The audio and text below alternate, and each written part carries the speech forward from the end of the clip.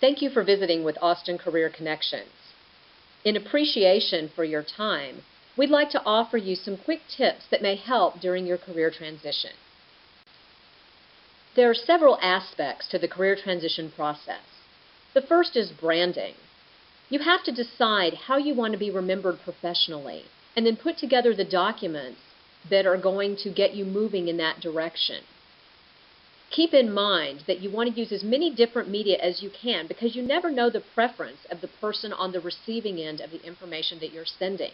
So the more you can use visuals along with regular resumes, along with social media, as many different tools as you can to reach that hiring manager and to get them to want to call you in to get more information.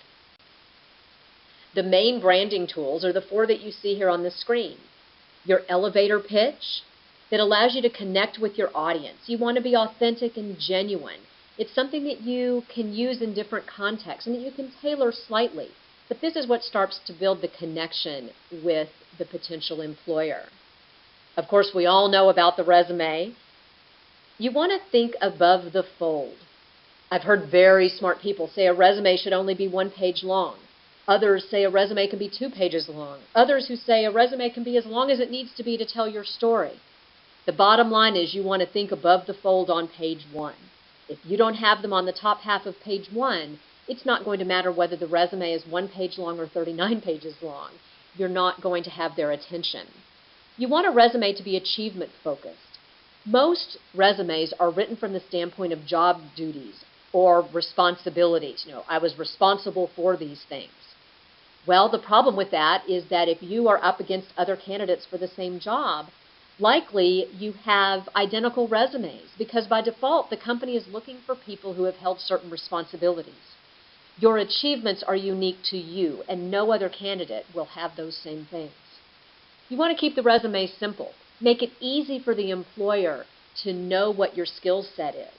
Format it in a way that they can very quickly eyeball it and see what they need to see without a bunch of huge, long chunks of text. Pay attention to the little details, though. Little things like font changes, seemingly small things like spelling or grammar problems. Employers will eliminate you for things that have nothing to do with the actual job description. So pay attention to the little details on the resume. And you want to tailor it for every job. One of the biggest mistakes job seekers make is sending out one resume. Each resume needs to be tailored using specific words from the job posting or from the company's website that will help you to get through the applicant tracking systems or through the frontline HR person who is doing the screening. The next tool is your cover letter. You want to address it to a specific individual. Try to avoid phrases like "Dear Hiring Manager" or "to whom it may concern," because there's no way to follow up there. You also want to tailor it for every job. So every job you should be sending a tailored resume and cover letter. Nothing generic. Think about why we buy generic. It's cheap and nothing special about it, and you certainly don't want to be generic in your search. Finally, look at the social media and embrace it. LinkedIn is one of the primary ways that employers are hiring right now. And Twitter, yes, I know, no one likes Twitter, but it can be a great way to get up-to-the-minute intel on what's going on in companies that may give you an idea of how you could contact an employer and suggest how you might be able to work for them. What you see here is what the top half of a resume might look like.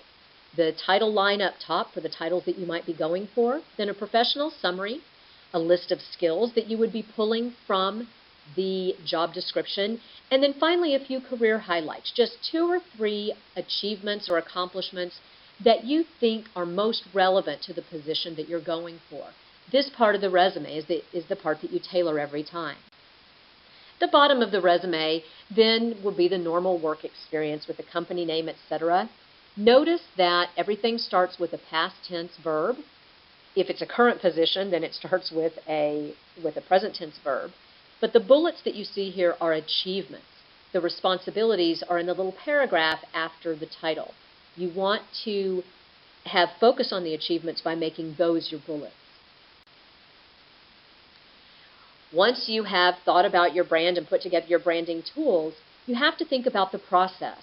You want to implement as many different strategies as possible. Of course, the one that everyone pays the most attention to is applying to posted jobs.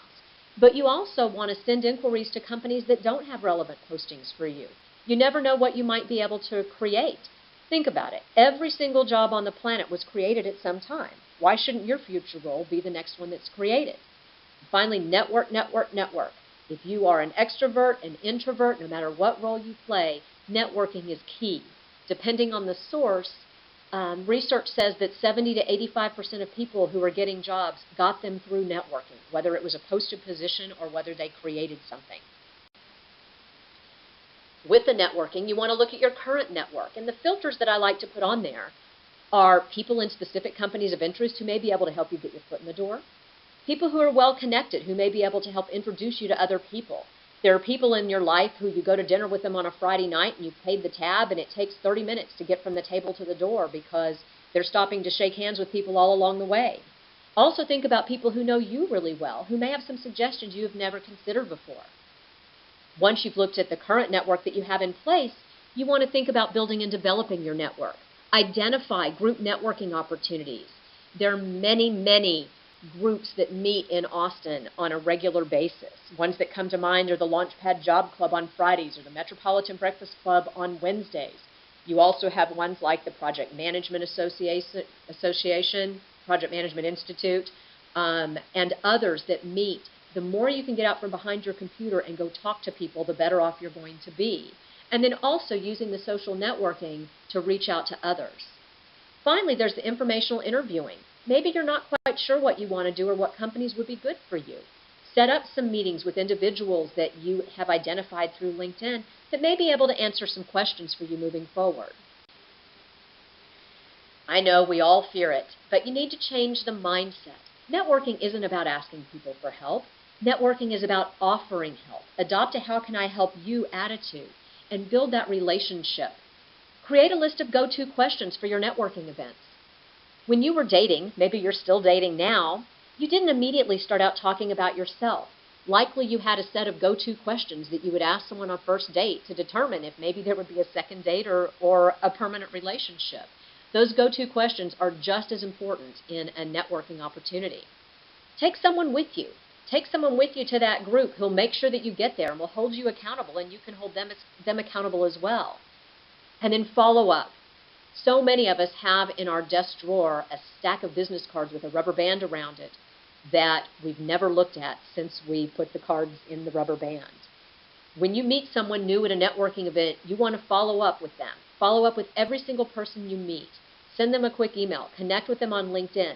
Don't just let it die, because networking is not a one-time event.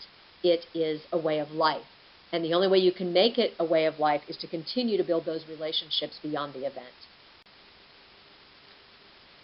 Maybe through your networking, you get to the point where you do get an interview or you've applied to a posted position. When you get that call, it's important to get the scoop. Ask questions of whoever it is who called or emailed you to determine what that interview is really going to be. It's hard to prepare for an interview when you don't know what you're actually interviewing for. That first bullet may be obvious. For what position will I be interviewing? Well, maybe you've applied to several positions within a company and you're not sure which one they're calling about.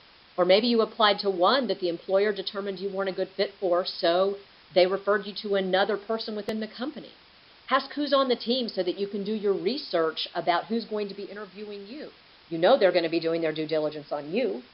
Ask the format, because preparing for a one-on-one interview is very different from a panel interview or from a situation where you're going to be sitting in front of a computer. Ask if there's anything that you should prepare.